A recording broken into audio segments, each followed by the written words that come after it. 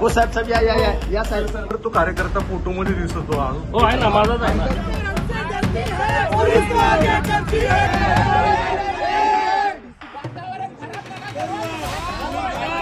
विधिमंडळाचं पावसाळी अधिवेशन वादळी ठरताना दिसतंय. आमदार जितेंद्र आव्हाड आणि गोपीचंद पडळकर यांच्या वादाचं रूपांतर थेट हाणामारीत झालेलं पाहायला मिळालं. या दोन्ही आमदारांच्या कार्यकर्त्यांमध्ये विधान भवनातच जोरदार राडा झाला.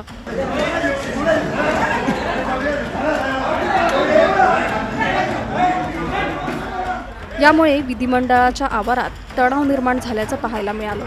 या घटनेमुळे राजकीय वर्तुळात मोठी खळबळ उडाली आहे. पण या वादाची पार्श्वभूमी नेमकी काय? जितेंद्र आव्हाड आणि गोपीचंद पडळकरांमध्ये वाद नेमका कुठून सुरू झाला? पडळकर आणि आव्हाडांमधला हा वाद इतका विकोपाला का गेलाय? याचा सविस्तर आढावा या व्हिडिओतून आपण घेणार आहोत. त्यासाठी हा व्हिडिओ शेवटपर्यंत पाहत राहा आणि टाइम्स नाऊ मराठीला लाईक, फॉलो आणि सबस्क्राईब करा.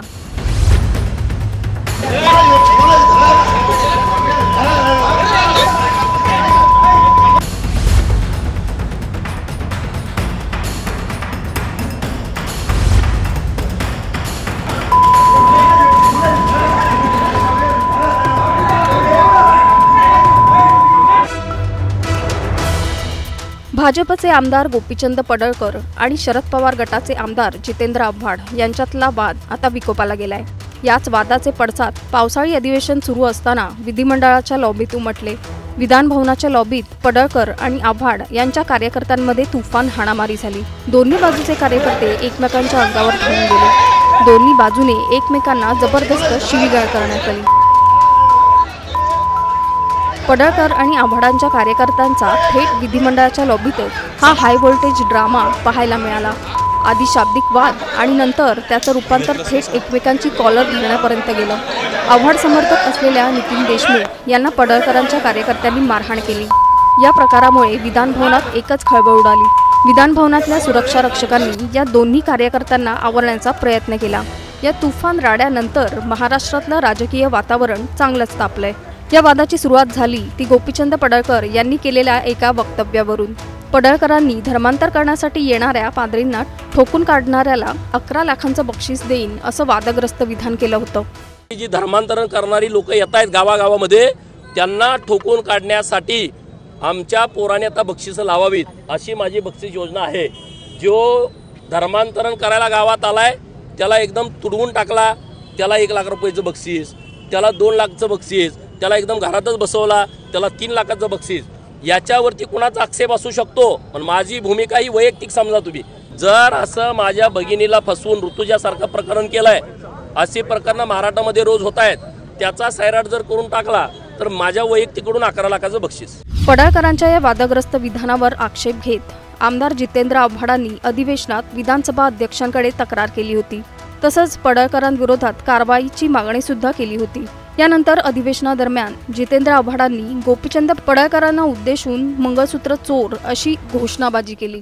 मंगळसूत्र चोराचा, अरे मंगळसूत्र चोराचा, अरे मंगळसूत्र चोराचा, अरे मंगळसूत्र चोराचा. पावसाळी अधिवेशनात विधान भवनाच्या गेटवर गोपीचंद पडळकर यांच्या गाडीचा दरवाजा आव्हाडांच्या समर्थकाला लागल्याचा आरोप करण्यात आला. ज्यामुळे दोन्ही नेत्यांमध्ये शाब्दिक बाचाबाची झाली आणि एकमेकांना शिवीगाळी झाल्याची माहिती आहे. हाच वाद विधान भवनाच्या लॉबीमध्ये विकोपाला गेला. लॉबीत आव्हाड आणि पडळकर यांचे कार्यकर्ते एकमेकांना भिडले. जितेंद्र आव्हाड सभागृहात भाषण करून आल्यानंतर ही घटना विधान भवनाच्या लॉबीत घडल्याची माहिती आहे.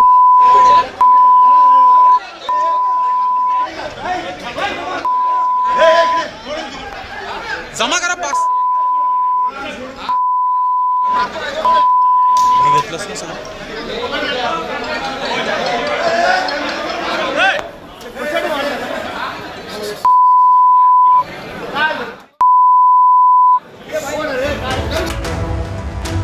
आव्हाडांच्या समर्थकांनी पडळकरांच्या समर्थकांना मारहाण आणि जीवे मारण्याची धमकी दिल्याचा आरोप केलाय.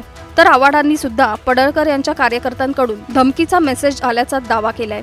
अश्लील शिवीगाळ केल्याचे मेसेज आव्हाडांनी आपल्या एक्स अकाउंटवर पोस्ट सुद्धा केल्यात. या घटनेविषयी बोलताना जितेंद्र आव्हाड यांनी माध्यमांसमोर तीव्र संताप व्यक्त केलाय. हल्ला कोणी केला? पडळकर. मग हे बोला ना, हे बोला, जोरात बोला. परत जोरात बोला. हल्ला कोणी केला? बोला ना, बोला. पडळकरांच्या समर्थकांनी केलाय. कशाला प्रश्न विचारता आम्हाला? तुमच्यात बोलण्याची हिंमत नाही तर प्रश्न कशाला विचारता आम्हाला? सांगा कोणी केला. जोरात बोला. बस झालं, अख्ख्या महाराष्ट्राला समजलं कोणी हल्ला केला. आम्हाला याच्यापेक्षा जास्त काय पुरावाच द्यायचे नाही. जर तुम्ही विधानसभेमध्ये गुंडांना प्रवेश देणार असाल आणि ते हल्ले करणार असतील तर आमचेच जीव सुरक्षित नाही आहेत. मी स्वतः ट्विट टाकलंय. मला आई बहिणीवरनं शिव्या दिल्या आहेत. तुला मारून टाकू, कुत्रा, डुक्कर, अजून काय काय लिहिलंय. काय चालू आहे काय विधानसभेत? मी भाषण करून बाहेर आलो आणि थोडासा मोकळी हवा खेळायला बाहेर गेलो होतो. हा मालाच मारण्यासाठी आले होते हे सगळे. म्हणजे विधानसभेमध्ये विधिमंडळाच्या पायऱ्यांवर भवनामध्ये आमदार सुरक्षित नसतील तर कशाला राहायचं आमदार? काय गुन्हा आहे आमचा? कोणीतरी मवाल्यासारखा येतो आमच्या आई बहिणीवर शिव्या देतो, त्याला ऑफिशियल लँग्वेज म्हणून डिक्लेअर करा ना. अनपार्लमेंटरी वर्ड्स वापरले जातात, करून टाका पार्लमेंटरी वर्ड्स आहेत म्हणून. सत्तेचा एवढा मुजरपणा, सत्तेचा एवढा माज. तर गोपीचंद पडळकर यांनी घडलेली घटना दुर्दैवी असल्याचं म्हटलंय आणि या घटनेबद्दल दिलगिरी व्यक्त केली आहे. त्याच्याबद्दलची मी दिलगिरी माननीय अध्यक्ष महोदयांकडे जाऊन व्यक्त केलेली आहे. त्याच्याबद्दलची मी दिलगिरी माननीय अध्यक्ष महोदयांकडे जाऊन व्यक्त केलेली आहे.